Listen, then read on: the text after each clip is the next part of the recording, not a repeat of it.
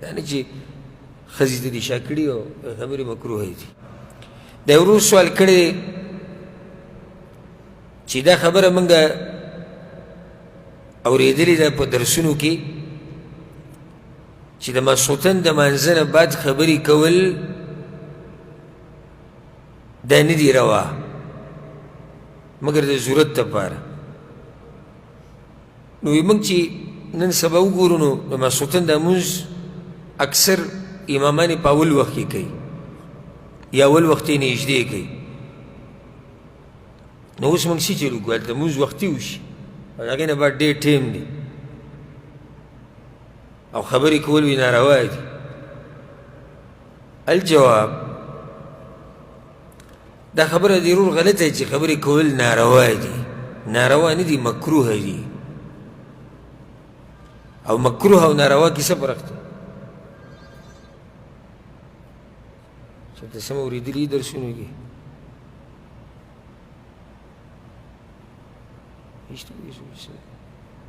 ناروا څه ته وایي نو مکروه څه ته وایي؟ ورنه دي. ناروا یعنی نه دي روا چې دې وکړو ګناهګارېږي.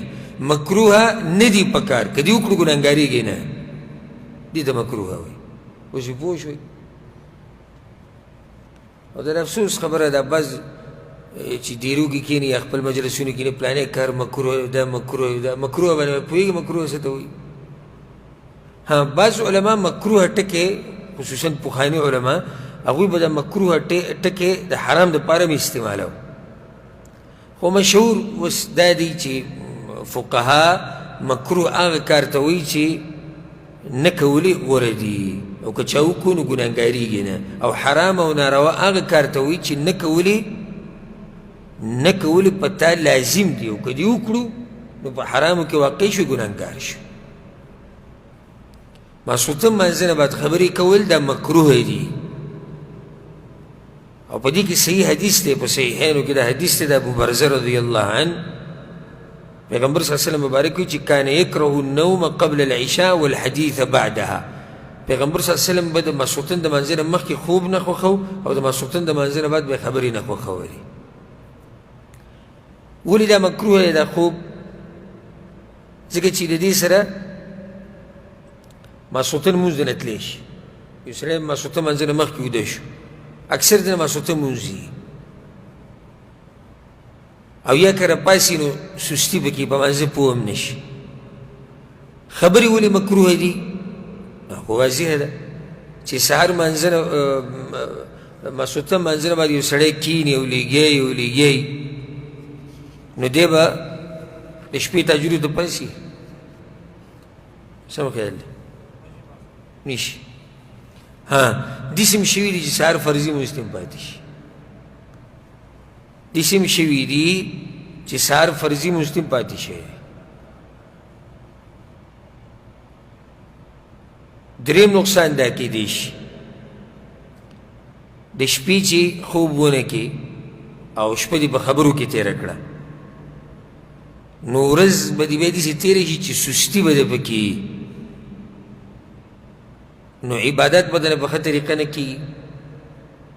د بچو حق به نشي ادا کولی، د مور پلار حق به نشي ادا کولی، د هغوی خدمت به نشي کولی. دنیوي چې کوم مصالح او مصلحتونه دي هغې کې به هم منډې نشي وهلی. خو دا شریعت ساتي چې کومه خبره کې مصلحت وي نو هغه مکروه نه دي. کومه خبره کې چې مصلحت وي نو هغه مکروه نه وي. دا ورور وایي چې دا څنګه ماسخوتن مونځ خو وختي وشو. موږ وایو او تا سره موقع شتي بیا هم خبرې کولی شي خو چې مصلحت پکې نه مکروه دي نه کولې غوره دي. که دا مصلحت څه ته وایي؟ لکه علم یې زده کول. دا اوس موږ نه شو که ماسخوتن مانځه نه بعد نه ناست داسې ډېر حدیثونه الحمدلله زموږ په ذهن کې دي. خبره به اوږدې شي چې پیغمبر صلی الله علیه وسلم ماسخوتن مانځه نه بعد ملګرو ته مسله بیان کړې ده.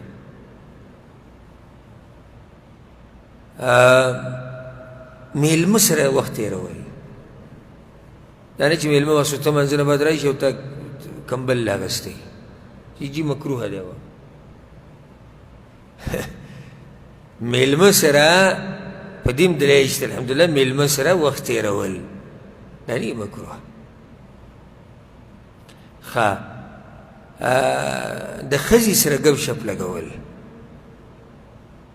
او د بچو سره دا هم نه مکروه لکه په دې هم ډېر دلایل دي یو حدیث د عبدالله بن عباس چې کله هغه د خپلې ترور میمونه کره شپه وکړه نو څه وایي پیغمبر صلی الله علیه وسلم صلی العشاء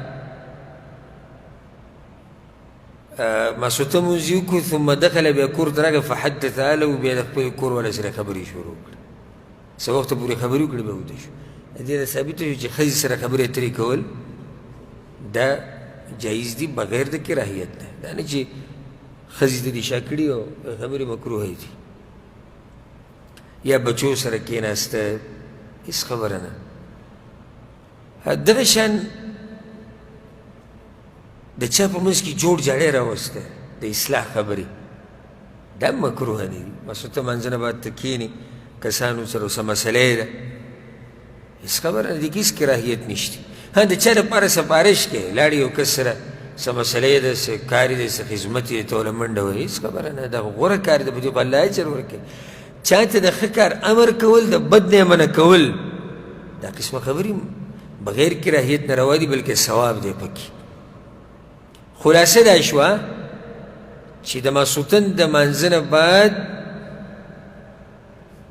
هغه خبرې مکروه دي چې مصلحت پکې نه وي ناروا نه وایو مکروه دي ځکه که چا وکړي نو ګناهګارېږي نه او که مصلحت پکې نه وي نو بیا مکروه دي ها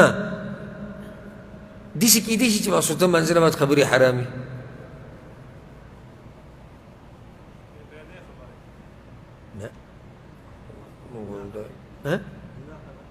د ګناه خبره دا حرام کیدی شي یو سړی د ماسوته منځه نه بس غیبت کوي څه په خیال دا مکروه دي مکروه دي که حرام دي حرام دي یو سړی ماسوته منځه نه بعد یو کس ته کنځلي کوي حرام دي ماسوته منځه نه بعد یو سړی ټپې او غزلې او د عشق کیسې او دا کیسې راغستي مکروه دي حرام دي کله دمان دا خبر واوري چې مصلحت پکې دی هغه وایي په دې ټپو غزلو په دې ډول مول باندې موږ د خلکو زړونه خوشحاله وو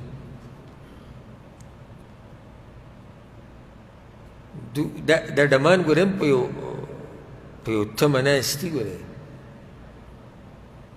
والعیاذ بالله یعنې موږ ته به هم لوی څه میلاوي ولې ټول عمر موږ خلک خوشحاله کړي